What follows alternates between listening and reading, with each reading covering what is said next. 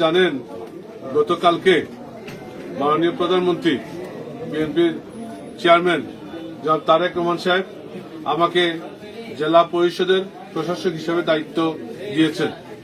গতকালকে আমি প্রশাসক হিসেবে দায়িত্ব পেয়েছি।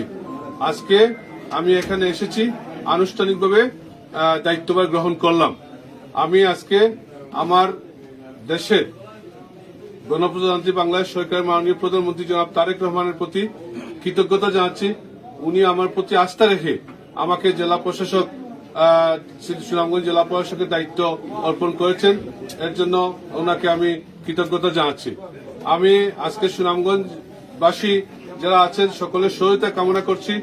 আগামী দিনে এই সুনামগঞ্জ জেলার প্রতিটি উপজেলায় আমাদের অনেক সমস্যা রয়েছে।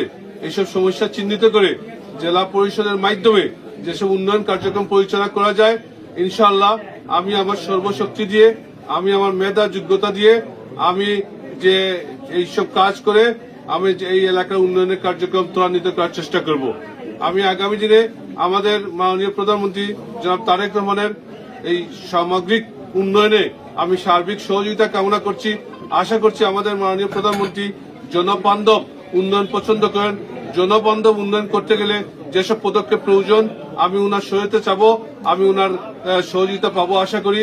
আমি আশা করি আগামী দিনে তারেক রহমান সাহেবের নেতৃত্বে এই সুনামগঞ্জে ব্যাপক উন্নয়ন কার্যক্রম পরিচালিত হবে।